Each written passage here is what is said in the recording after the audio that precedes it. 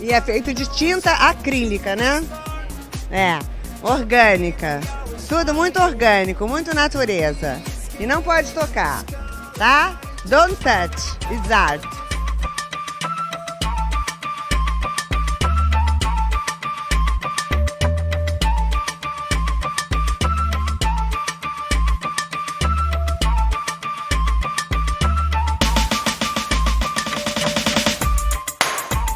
E aí, gente perdida? Tá começando mais um Não Pode Tocar. Meu nome é Rodrigo Hipólito e este é um minisódio extra. A gente tá preparando o começo da nossa quarta temporada. O primeiro episódio da quarta temporada deve ser publicado na primeira semana de março. Enquanto isso, para retomar o ritmo, nesse mês de fevereiro, a gente vai lançar alguns minisódios com conteúdos que ficaram de fora das edições finais da temporada passada. Para quem acompanhou a terceira temporada, pode ser bem divertido ouvir esses complementos do que rolou nas conversas de alguns desses episódios. Para quem ainda não ouviu, serve também como um aperitivo para você baixar os episódios passados e depois comentar com a gente o que você achou. Se você está chegando aqui agora, saiba que o Não Pode Tocar é um podcast sobre teoria, história, crítica, prática de arte e temas afins. A gente lança episódios novos todo domingo. Além dos episódios de temporada, no nosso feed você encontra outros programas. Tem o Pataquadas, no qual a Alana de Oliveira repercute as principais notícias do mundo da arte, com colunas abertas do Denis Almeida e da Camila Salotto, e o Não Pode Chorar, no qual a gente conta algumas desventuras da vida e pensa em maneiras criativas de lidar com elas. Se você quiser acompanhar os nossos episódios, o Não Pode Tocar está presente em todas as plataformas de distribuição de podcasts, também no Spotify, Deezer, iTunes e outros aplicativos comumente usados para ouvir música. Você pode ouvir a gente diretamente pelo site notamanuscrita.com, onde a gente posta os nossos episódios, pelo canal do YouTube e até receber os programas por e-mail. Todas essas formas de acesso estão linkadas na descrição deste episódio, na postagem original, em notamanuscrita.com. Se você ficar com preguiça de digitar notamanuscrita.com no seu navegador, basta clicar na imagem de capa que, na maioria dos tocadores de podcast, você será direcionado para a postagem original. Lá você também encontra os links para os perfis pessoais de todo mundo que faz parte do Não Pode Tocar, além dos perfis oficiais do podcast no Twitter e no Instagram. Você pode encontrar a gente nessas duas redes como @nãopodetocar, sempre com o D de pod no mudo. E quem comanda as nossas redes sociais é o Tiwi, o primeiro e único cão podcaster. Segue a gente no Twitter e no Instagram e vai lá ganhar uns lambejos do Titi. Só de seguir os nossos perfis e compartilhar os nossos episódios, você já dá uma baita ajuda pra gente. Agora, se você puder e quiser nos ajudar ainda mais, considere colaborar financeiramente com este projeto através do nosso PicPay. Acesse picpay.me/nãopodetocar e contribua para a produção de conteúdo independente. Se você quiser conferir outras produções nossas, como textos críticos, crônicas, contos, artigos, ilustrações, fotografias, vídeos e muito mais, acesse notamanuscrita.com. Os episódios da terceira temporada, que deram origem a este conteúdo extra, estão listados na descrição. Acesse e indique produções independentes. Se prepare para essa quarta temporada, que estará cheia de conversas, entrevistas, temáticas e ensaios super interessantes. A gente faz tudo com muito carinho e eu espero que você goste. Por enquanto, aproveite esses minisódios de fevereiro, beba água e, se possível, fique em casa. Bora lá!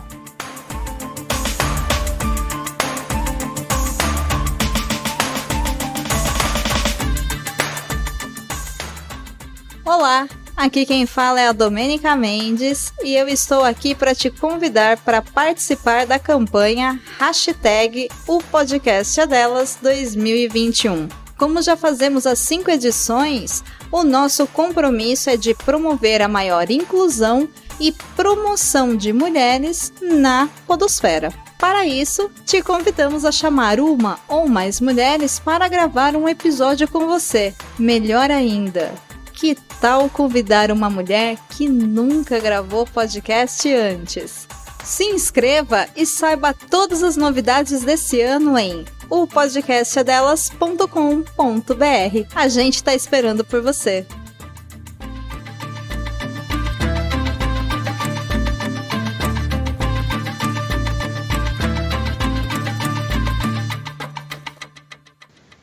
Bom, a gente explica, né? Começo da gravação que tem um vendaval e é isso. Não, já tá explicado, já tô gravando.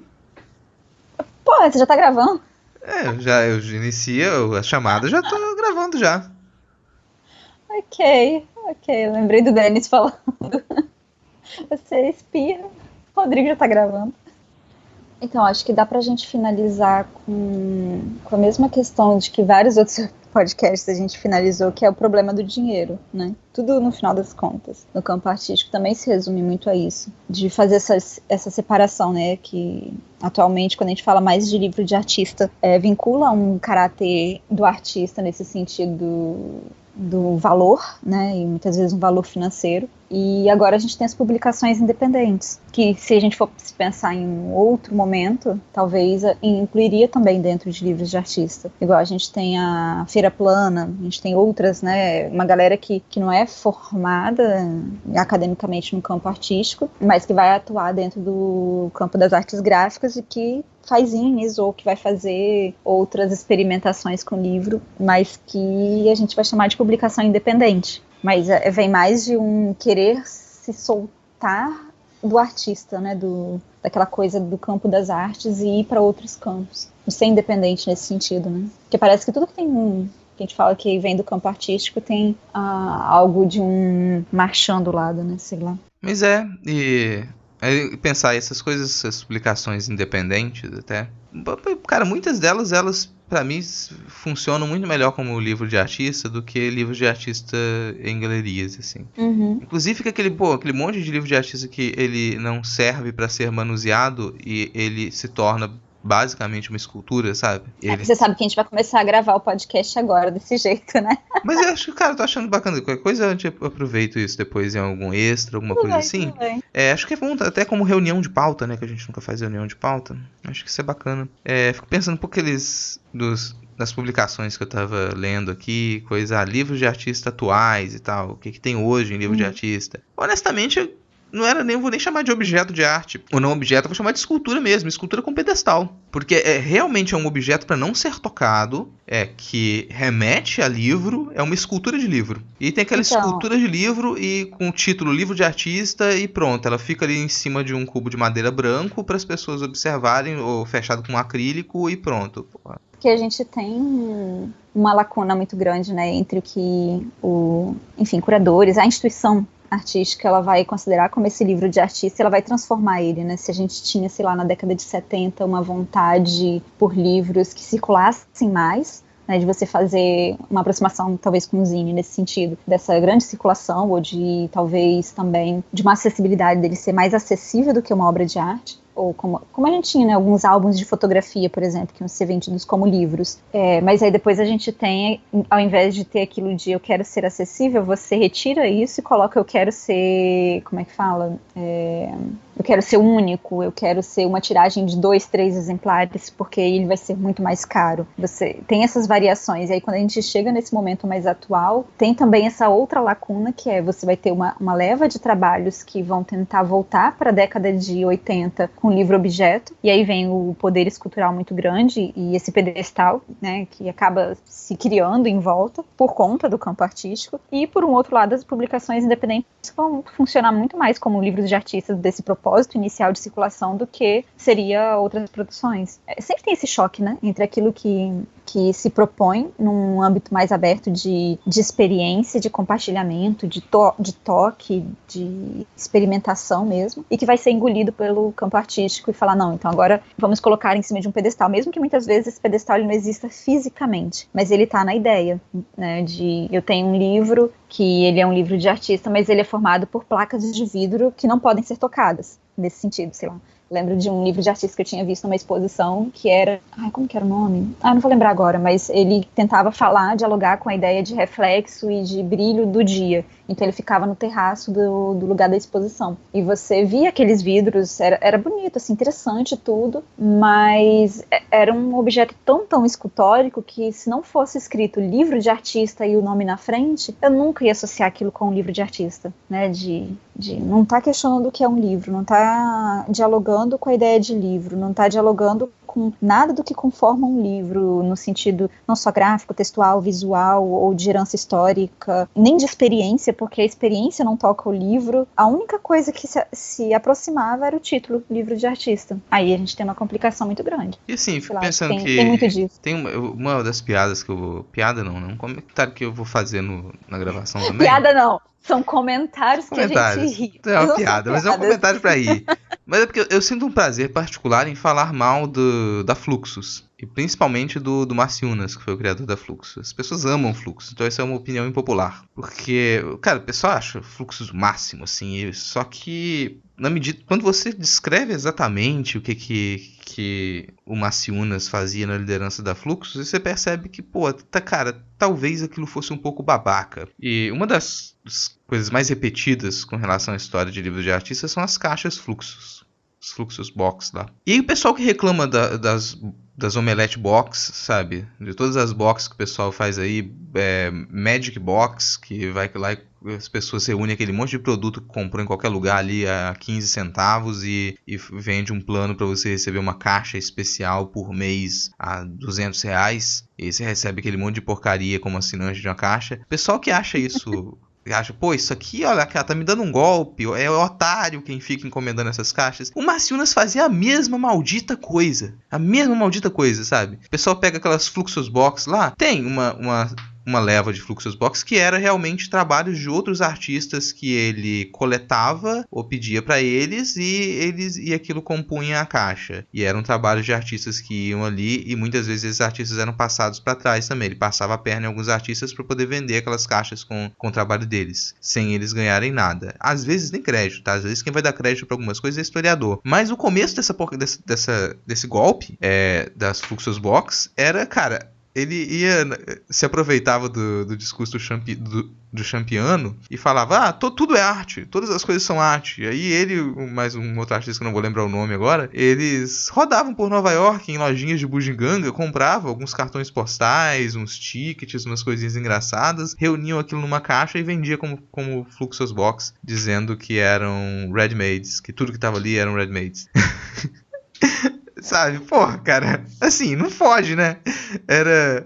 Aí o pessoal fala, Fluxus revolucionário, Marciunas revolucionário. Tem coisa que é simplesmente golpe de artistinha enchendo o saco, mas que fica pra história da arte porque foi feito em Nova York por alguém que fez outra coisa bacana. E assim, não que o Marciunas não tenha feito coisas bacanas, ele fez coisas que são realmente interessantes. Só que não é 100% do trabalho de um artista durante a vida dele que é bacana, não. Ele pode simplesmente ter começado a fazer palhaçada em algum momento. Acontece, cara. E como que essas palhaçadas não vão ser reconhecidas como palhaçadas? E não seria um problema nesse sentido, sabe? Igual quando eu vejo essas boxes, essas caixinhas. Pra quem gosta de coisas que são da miniatura, da caixinha, do guardar, das caixas de memória, eu acho muito bonito, no sentido estético, pensando nesse sentido assim, sabe, não da proposta em si. É interessante, ok, bonitinho, mas tem outras coisas que estão no meio. O que eu acho complicado é quando a gente tenta reduzir essa produção, reduzir não, na verdade, ampliar essa produção para fora do que ela é, uma caixa de recordações ou de bugigangas. Uhum. Não deixa de ser.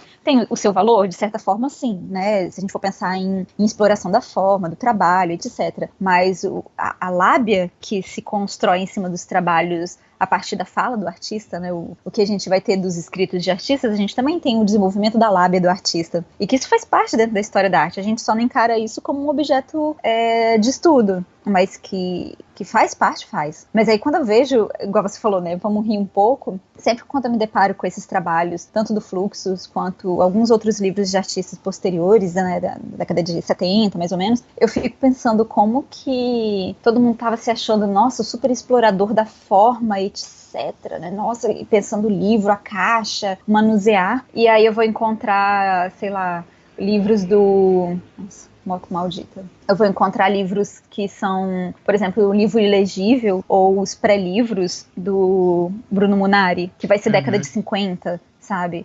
E que ele estava fazendo experimentações em relação a livros que os artistas ainda não estavam fazendo dentro de livros de artista. E era um cara que estava trabalhando dentro da produção de livros infantis, sabe? Esse tipo de coisa. Então, a gente tem um choque muito grande com essas realidades, assim, de tudo que vem de um determinado grupo de artistas, geralmente homens brancos, enfim, vai ter aquele, né, ser eleito como uma grande produção para a história da arte, e várias outras coisas que já estavam sendo feitas há muito tempo, de certa forma vão ser esquecidas. A gente tem uma dificuldade muito grande, não só de classificar, mas aprender a lidar com essas produções. Eu tenho um parâmetro que eu coloco assim, que ele, claro, ele é extremamente ideológico, e eu falo isso como elogio, assim, para ser elogiado quando alguma coisa ela é nitidamente ideológica e ela não foge disso. Que é, eu tendo a achar uma merda produções que elas fetichizam objetos, e tendo a me interessar por produções que tentam romper com esse fetiche do objeto. E aí eu pego esses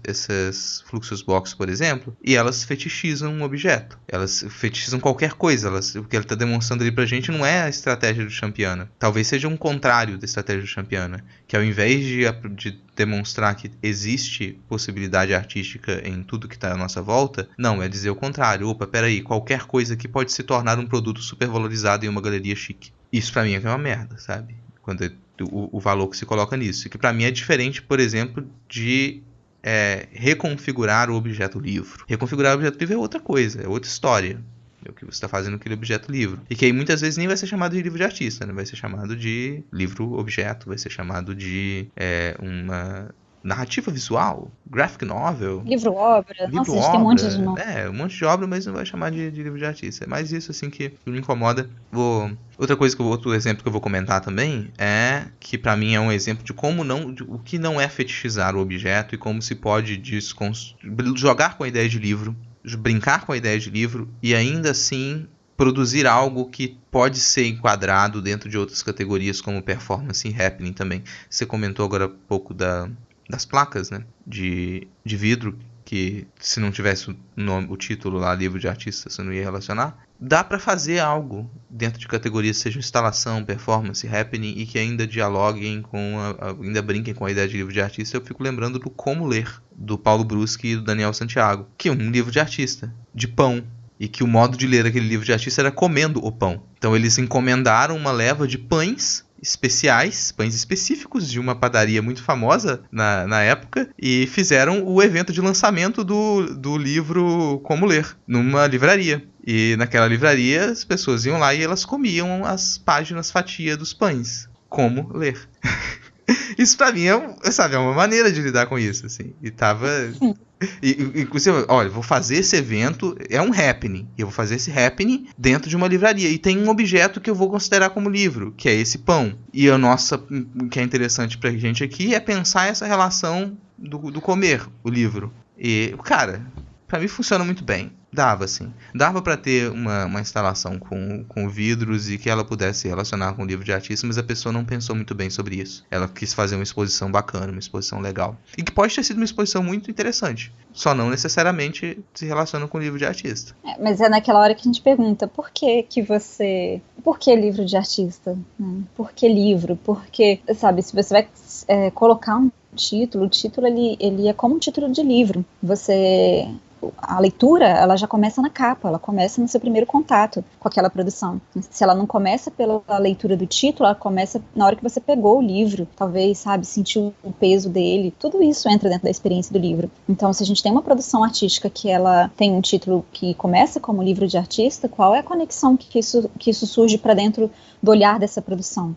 É o conflito, e que no final das contas não era, né? E é engraçado você falar isso do fetiche, porque eu estava revendo, né, alguns pontos daquele livro da Página Violada, do Paulo Silveira, E logo no começo do livro, quando ele vai falar sobre essas definições de livro de artista, ele comenta que todo esse trabalho dele dentro desse livro vai lidar com 2 termos, que é da ternura e da injúria, tanto do texto quanto da ideia de livro, né, de artista. A ternura no sentido daquilo que você quer preservar, daquilo que você quer guardar, que você guarda com muito carinho, que no caso seria aquilo que é tradicional do livro. Você vê um livro e você o reconhece como livro, e aí nesse sentido até um apego à fetichização do livro, e a injúria, que anda junto com essa ternura. E essa injúria no sentido de você dilacerar, de você indagar, e não ir necessariamente contra, mas você explorar esse universo do que é o livro, para que ele se transforme muitas vezes em outra coisa. Você está injuriado com esse livro, você quer ali pegá-lo e comê-lo e...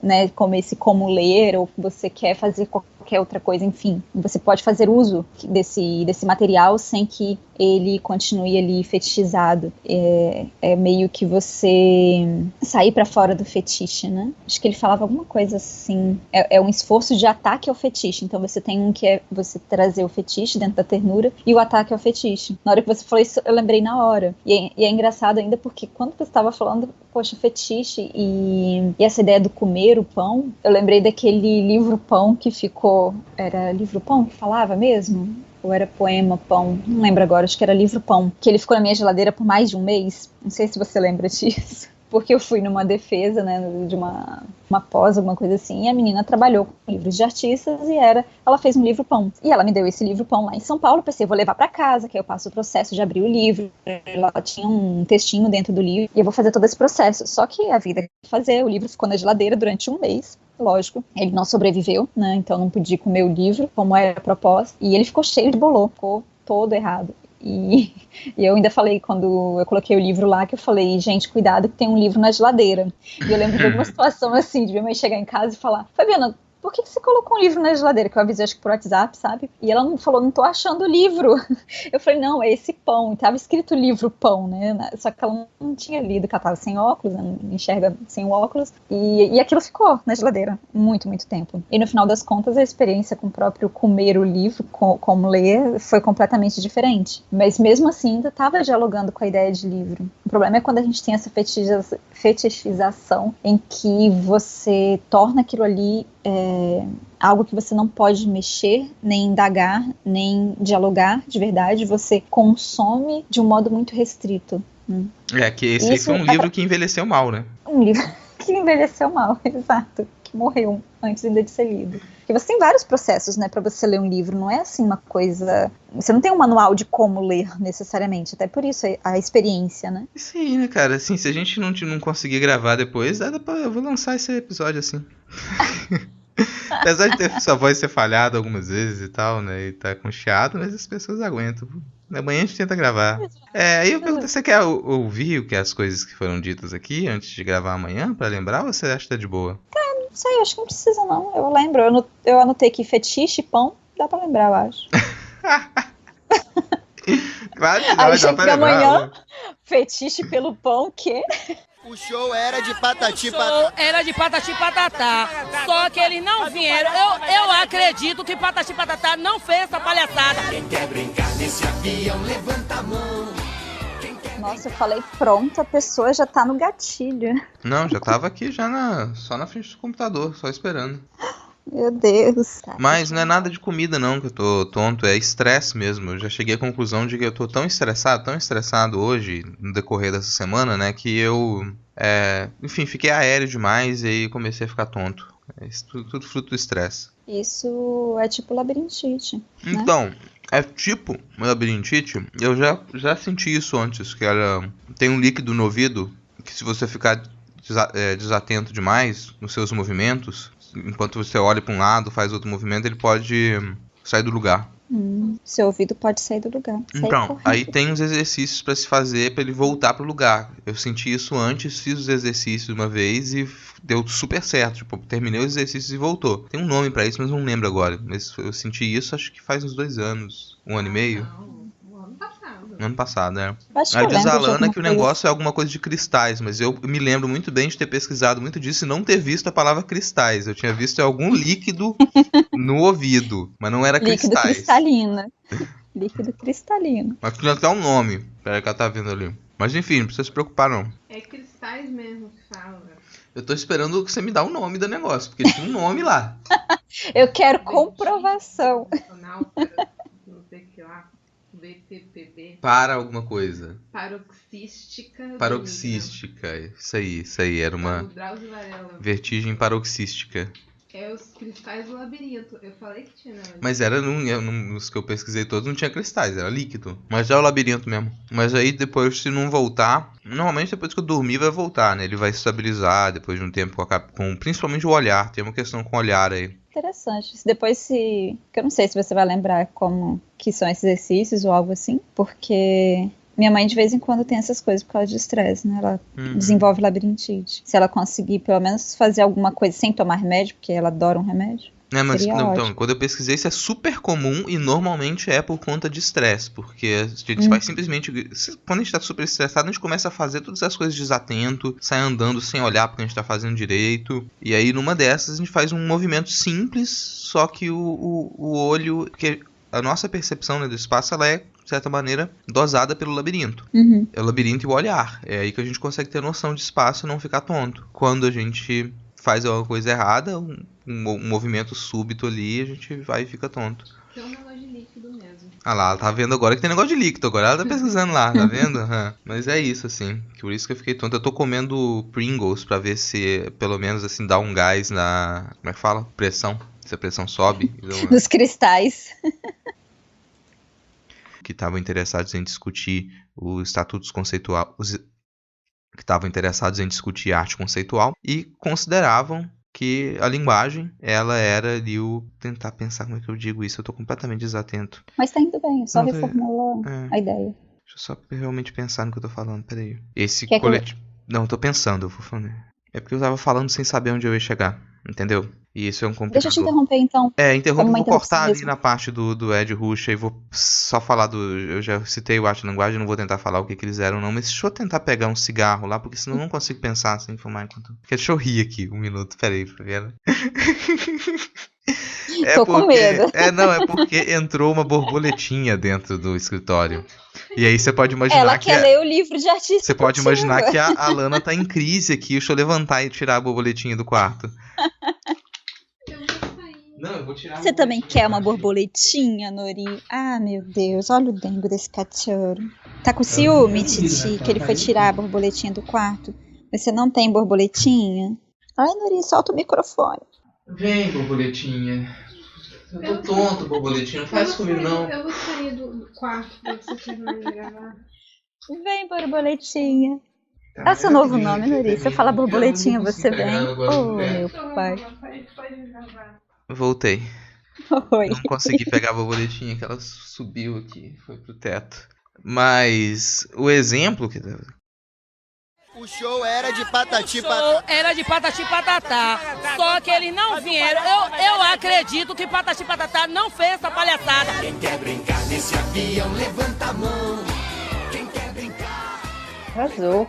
Chegou aqui uma pizza, desculpa, só um minuto. Não é pra comer agora, é congelada. Abriu? Oi, Alana. Tudo bem? Eu vou só pagar minha pizza. Eu tenho... amanhã...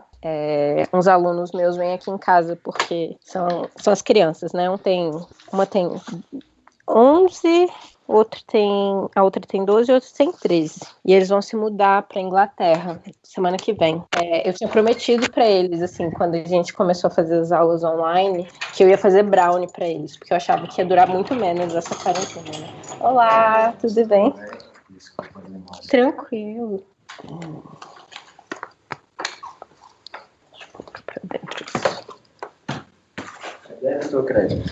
É débito. Obrigada. Ai. Quer que envie o comprovante? Não precisa não.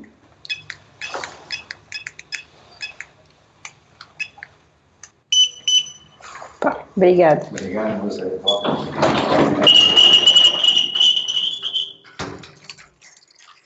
Alô?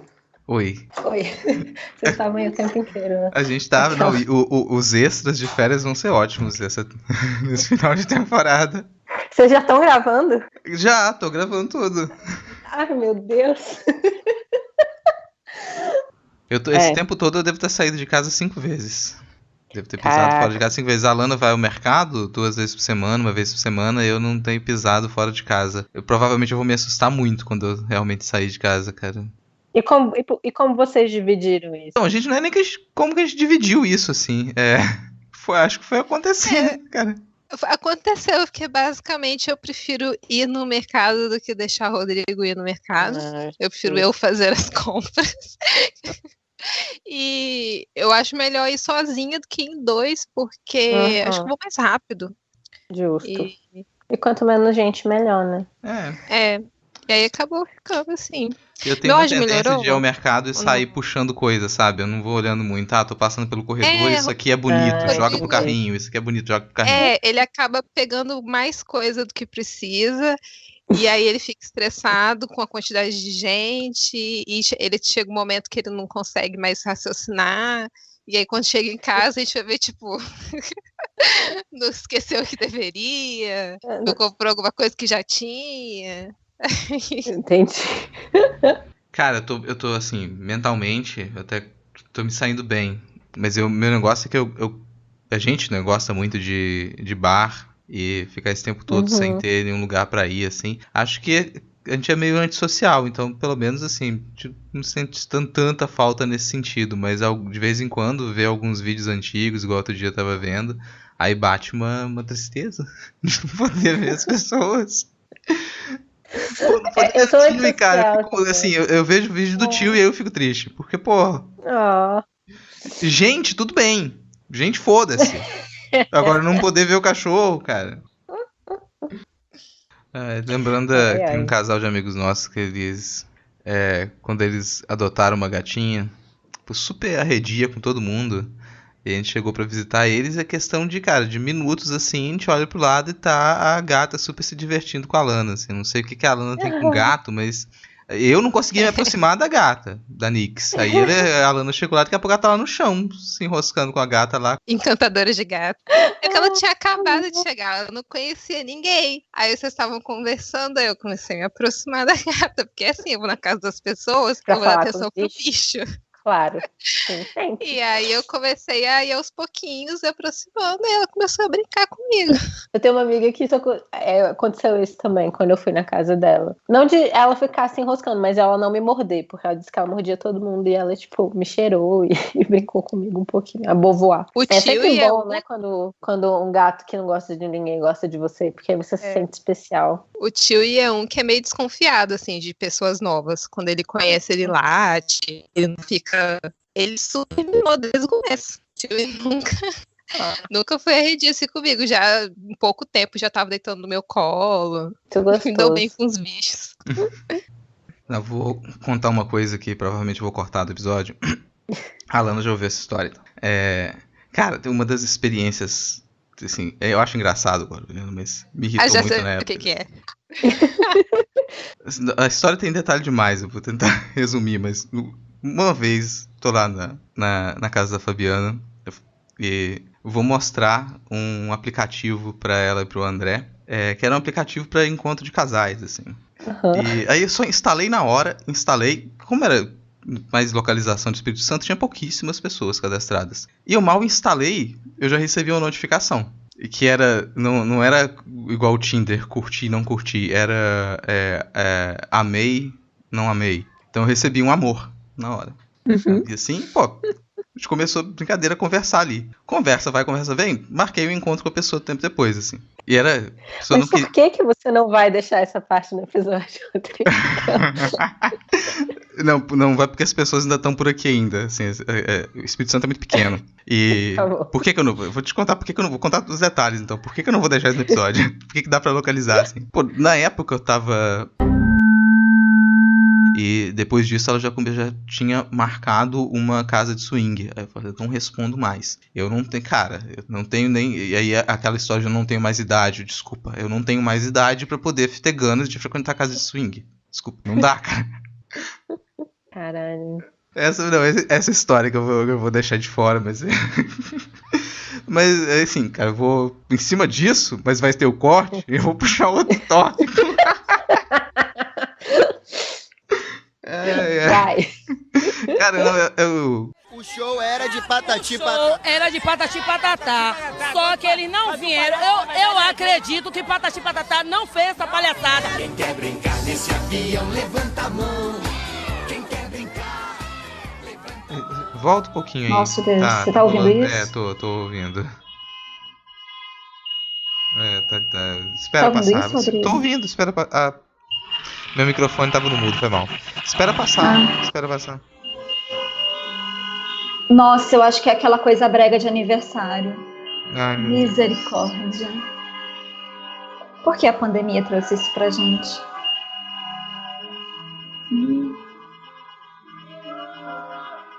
Puta que pariu, mano. É buzina e piano, faz todo sentido.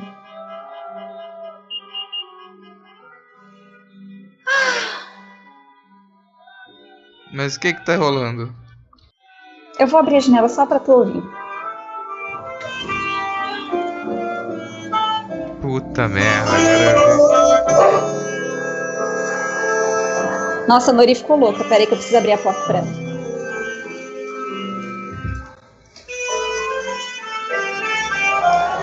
Bom, eu não tô enxergando, mas basicamente deve ser um carro de som tocando esta música maravilhosa, comovente.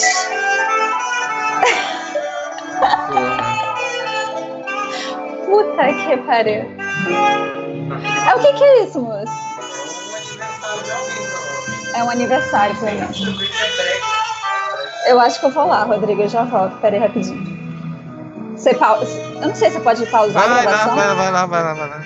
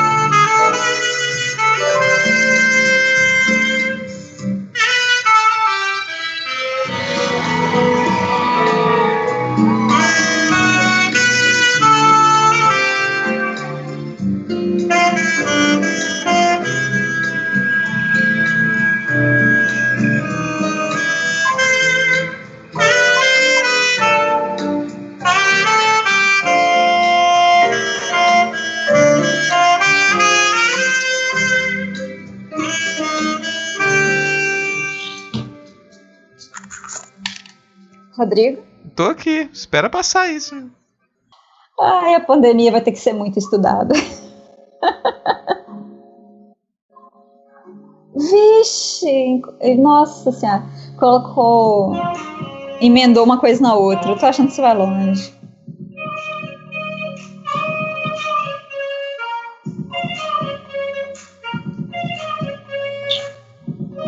É isso aí, entendeu? Tem um eletrônico aí no fundo também, né? Tem. Pior que com isso, moça, eu não tô conseguindo lembrar qual que é.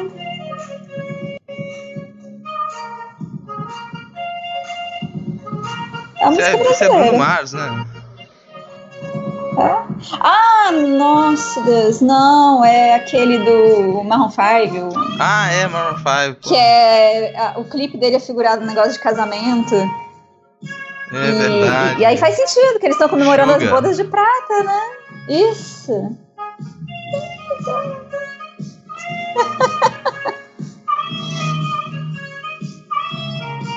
Por que eu tava preocupada em gravar podcast, né? Ai, eu só aproveitar o momento.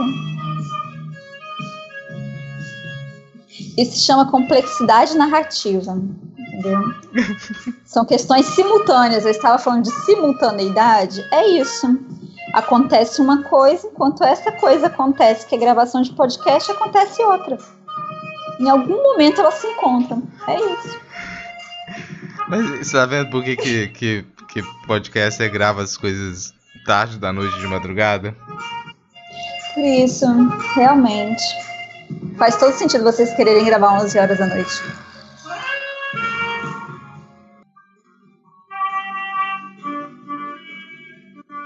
Cara, eu tô pensando quanto tempo isso vai durar. Porque já estão partindo pra outra música já.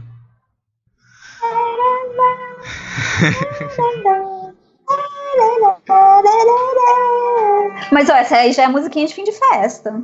Pode ser, hein? Todas essas músicas são de fim de festa. Amor. Não tem romantismo. Você não tem romantismo. Tô tocando. Já você não sonha mais, não faz mal. Olha, você reconheceu. Eu tava tentando lembrar. Isso aí é máquina do tempo, cara. Isso aí é. Nossa, eu já dancei isso no Arce. É, então, isso é total Arce. Ai, eu tô me sentindo velha. Mas é isso que faz bodas de prata. Então, mas o pessoal tá fazendo isso porque o Arce tá fechado. Senão eles não tá fazendo no Arce. Então, vamos lá. E Pompeia, hein? Deixa eu fazer uma coisa antes de Pompeia. Deixa eu ouvir uma música do Marilyn Manson pra me animar. Manda aí. É 3 minutos que vai valer a pena, pelo menos pra eu... Vai lá, enquanto você escuta o seu Marilyn Manson, eu pego o meu mingau de aveia. Beleza. Mingau de aveia. Bom, voltou? Voltou o quê? Você? Eu tô aqui, velho. Então vamos lá. Tô aqui comendo meu mingauzinho de aveia. Você sabe que a frase foi muito engraçada, né? Pega aí o Marilyn Manson que eu vou pegar o mingau de aveia. É. E o pior é que, sei lá, cara, se as pessoas escutam a gente falar em podcast e me escutam xingando no podcast de política, imaginam, sei lá, cara, que eu vou estar ouvindo Marilyn Manson, sabe? Mas não, tá comendo mingau de aveia. Aí você tá falando lá de construir pontes, das pessoas terem um melhor relacionamento consigo mesmos e sobreviver bem à pandemia e tá ouvindo Marilyn Manson. É um jeito de sobreviver à pandemia. Bom, posso falar? Uhum.